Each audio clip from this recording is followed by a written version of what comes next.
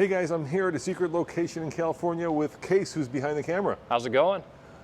It's going well, Case, and we're going to do a little bit of a quiz before we get into this video. First and foremost, what do these three cars have in common? Now, one of the things that they do have in common is this glacier white interior. Of course, this is the Genesis GV70. Here we have the Genesis G80. Beautiful interior.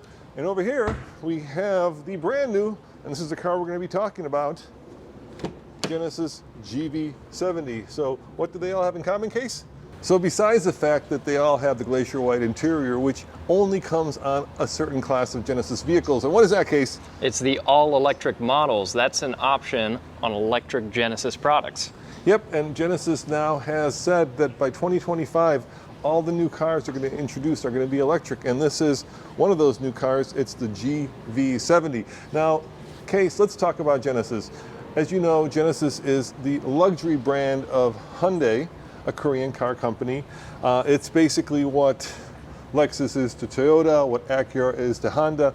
Once upon a time there was a Genesis model, but now it's its own separate premium brand, and people are kind of losing their mind over it, because if you look at the styling on these cars, it's like nothing else on the road. I mean, we are looking at very classy, very sleek, very modern, very luxurious vehicles that are like no other vehicles on the road. Would you agree? Yeah, Genesis is establishing themselves in the luxury market in a big way. One of our favorite things coming from Genesis are always the crazy wheels, which you can see not only here, but on some of their other products.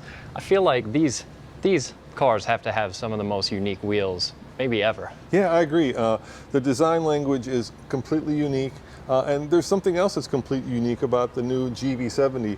Of course, it looks just like the gas brother, sister, cousin of this car, and that's on purpose, because what Genesis wants to be able to do is to give you the ability to choose between electric or internal combustion. Otherwise, you like chocolate or vanilla ice cream, it's really up to you. And I love that choice, because some people want the electric and some people want to stick with the internal combustion engine vehicle. So that's why it looks just like its gas-powered brethren, which, by the way, puts out between 300 and 375 horsepower.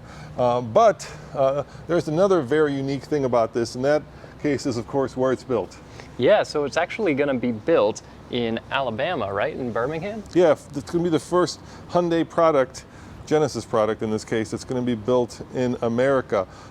So locally built and electric. So there's not a lot that we know about it. We do know some things. First and foremost, it is going to be only available as a dual motor setup, so all-wheel drive. And we also, I think, know the 0 to 60 time. Yeah, according to some reports, it should be around 0 to 60 in 4.5 seconds, and charging should be around 350 kilowatts, so a claimed 10 to 80% refill in under 20 minutes. Now, this is what's under the hood. Yeah, obviously no engine, and just a little bit of storage plus your tire repair kit right there. Yeah, you could probably put, like, I don't know, oh gosh, a sandwich. Laptop. Yeah. Yeah, you could put Subway sandwich right there, an iPad mini right there, and what could you fit up there? Well, since we're not sponsored by Subway, let's go with another brand of sandwich. Jimmy John's, yeah. And then show them where you charge it. Yeah, this is pretty cool. So one of the only ways that you can distinguish the electric version of this vehicle from the gas-powered equivalent is the grille. Obviously, there is no opening here. The only opening is at the bottom, because it being electric, it doesn't need as much cooling. But the other thing that's in here is your charge port. Yeah, and let me show you something really cool that you can do with that charge port. It's in the back here. Yeah, and while we're at the back, we should also mention the other way that you can distinguish this GV70 from the gas-powered vehicle.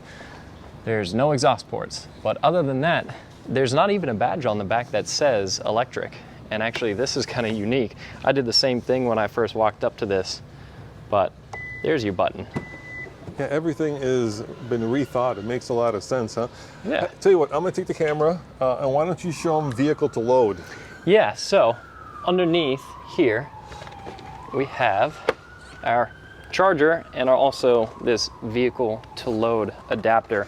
Other thing that I like here too is that your privacy shade stows nicely under here. So if you don't want it taking up space in the trunk, it doesn't have to. Also, there's power there. Yeah, you get a little bit of power there. But so you can plug, let's say, your hair iron. I don't know. I don't use hair irons. hair dryer. Hair dryer. That's a lot Something of like that. draws a lot of power. Or if you're David, your DeWalt, your DeWalt Impact. Exactly. So in that little case that's in the trunk under the cargo floor, you get this feature right here. So this is what Hyundai calls vehicle to load, and now Ford Genesis calls it onboard power, I believe. Yeah, which one could argue is a better name. But vehicle to load, basically what it means is that you can tap into the battery of your vehicle to power some things. So Roman, I actually went on the launch for the EV6. Yep. And that car had the option for the same feature. And you know what they used this to power when I was on that event? Weed whacker? No, at our lunch stop. A coffee maker. They used it to Cappuccino power. machine. They used it to power a Vitamix to make tomato bisque. I was just about to say juicer. Right. The next thing that comes to mind is making a tomato bisque, which is kind of funny. But this lets you tap into the battery. You know, you could in theory use it to put a little bit of power into another electric car, but it would be really slow. But you can power a fair number of things off of this. So I'm going to give you a little mind quiz. Oh. Yeah, it's blinking red. I think we didn't do something right. You know, Yeah. we can leave it in there. I think it's fine. I don't want to break the brand new and probably one of the only ones in the country. Yeah, as a pre-production car. So yeah, I was wondering, like, let's say you have two of these, right? Right. So can you do a big circle? Oh, like a loop? Yeah. Have them endlessly charging each other? Yeah. That might be a good hack to have infinite energy. Would you lose some energy due to Yeah, you definitely would. heat and the dissipation that happens? So let's look at the interior of this car because it is beautiful. Oh, look at that. The seats actually move back to allow entry. Hey, you were pointing something cool out. Why don't you show them the beautiful lighting in this vehicle? Yeah, so this is something that I noticed, especially when I was at the back seat, which we'll see in a moment. But all the way around this console here, you have blue lighting underneath, which is really stunning. And the same thing around your climate panel here. I would say this is one of the ways that Hyundai is really differentiating themselves in a big way, is through their interiors. They feel like such fresh, unique designs, high quality materials. It's just beautiful. And look how quick that shade goes back. Look at that. That is fast. Look at that. That's nice. Yeah, that is nice. I gotta say, you know, I'm sure the first thing that people are thinking of when they see the interior here is how do you keep this clean? But Tesla has been doing white interiors for a long time. Did you know now you can get actually ceramic coating, not just for the outside of your vehicle, but you can also get it for the inside of your vehicle? So you could potentially, ceramic coat this. I'm assuming it's real leather in this case. Could be vegan leather. We don't know. We don't know a lot about this car. It's relatively new to the market, and so we're giving you as many facts as are out there. But there's a lot that we're guessing at. So, like I said, the internal combustion engine version would get 375 horsepower. I'm guessing this is going to be a little bit more. You would think it would probably be more, especially if they're leaning towards electrification becoming the standard.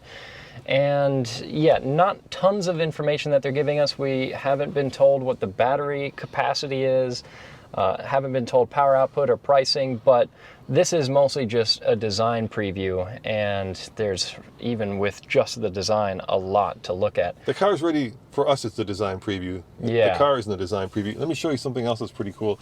Look at this little button there. Do you see that? Oh, is that a button? That's a fingerprint reader. Really? Yeah. Oh, okay. So so it's kind of like some of the other Genesis models. What you can do is you can customize like your seats and your steering wheel or your radio stations or your heat so that when you come in, the car recognizes that it's you. And what's that button down here do? What's that? Yeah, boost. So this is a feature that they have in a few of their other models. Like in the GV60, it adds, 54 horsepower? Yep, something exactly like that. Right. Again, we don't know how much it's going to add in this car because those are just not details that Hyundai has released yet, but it is also a feature here. For those of you who are familiar with the Hyundai brand, you'll know that like the N versions of their cars have an N-Gren button that does the same thing for internal combustion engines. Now, check this out, dude. Yeah, think that's a cup holder, but it's not. Yeah, there's a Qi wireless charger down there, so you can tuck your phone out of the way, clean up your console, not have your phone sitting in a cup holder or anything, which is kind of a nice, neat way to store it. And then there's also this very cool holographic I'll change the drive mode. gauge cluster. Okay, so I'm going to go Eco. Look at that. Comfort, Sport, and then of course your adaptable My mode. Yeah, that's pretty cool how that changes. Yeah. And What do you think of this gauge cluster? I like it. I always like when they do traditional gauges in, in electronic format. I think that's a really cool solution. I agree. It's really sharp. I don't like it when they like try to completely redesign the gauge cluster. Yeah. And instead of like having like rotary dials, right, to do this, which that one does. I can do it. I can't even do it. You know what I mean? Like Ford does that in the Bronco, where all of a sudden the RPMs are like a bar graph. Yeah. There's old school, right? Yeah, no, it's a good look. And then this infotainment system, it's pretty easy to navigate, pretty responsive. I think this is, a version of Hyundai system as well. It's relatively easy to, and I believe it's also touchscreen. Yeah. So that's really nice, right? You've got these little like tiles that go across this very long screen. Yeah, it's a nice layout. This has become a very unique design. We just did a Honda vehicles. And the same thing where the whole HVAC outlet vent doesn't blow from everywhere, but it looks like it's one giant. Yeah, you can't tell where it starts and where it stops. And actually, I love that this line transitions perfectly into my favorite word, the binnacle, over the gauges. Look at how nice that transition is. It's a good interior. There's a key. That's very elegant. It's got the little Genesis logo right there, the flying wings, which people say looks like a Bentley, and they're right. Yeah, it does. It does look like a Bentley. But here, I want you to look at those two buttons. You know what those two do? Oh, yeah, so you can slide the car in and out of parking spots even if you're not in it. Yeah, so I did that we had a long-term Ioniq, and I did that, showed my mom, and it just scared her. Because you can just pull the car out of a parking space and kind of walk it like a dog on a leash. So that's pretty cool. Everything in here feels like, some cars, even in the premium segment, right?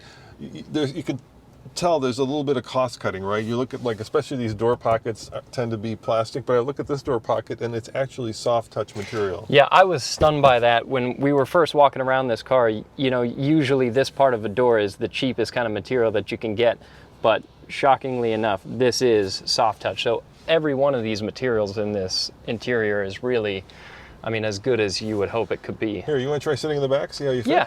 Yeah, let's see. And before you go, what do you think of it's kind of a rose gold accent? What do you think of that? It looks really premium. Everything about these seats, there's really not a part of this interior that I dislike. I love the colors. I love this glacier white. Oh, look at the suede. I think it's blue, actually. I don't think it's black. I think it's like a dark blue. Yeah, it's not entirely black. Put your watch up against it, because that's definitely really nice. blue, and you can kind of tell. Yeah, it's almost a little bluish. Yeah. All right, jump in the back, see how much room there is. So apparently there is slightly less room in the back seat because this is the electric model, but I'm fine in terms of headroom, in terms of knee room. Do you want to show them off the camera? I can't show Yeah, them. this driver's seat has moved pretty far back. If I were to be right now behind Roman, I would have plenty of knee room. And then you've also got your own climate controls here in the back, heated seats that you can see.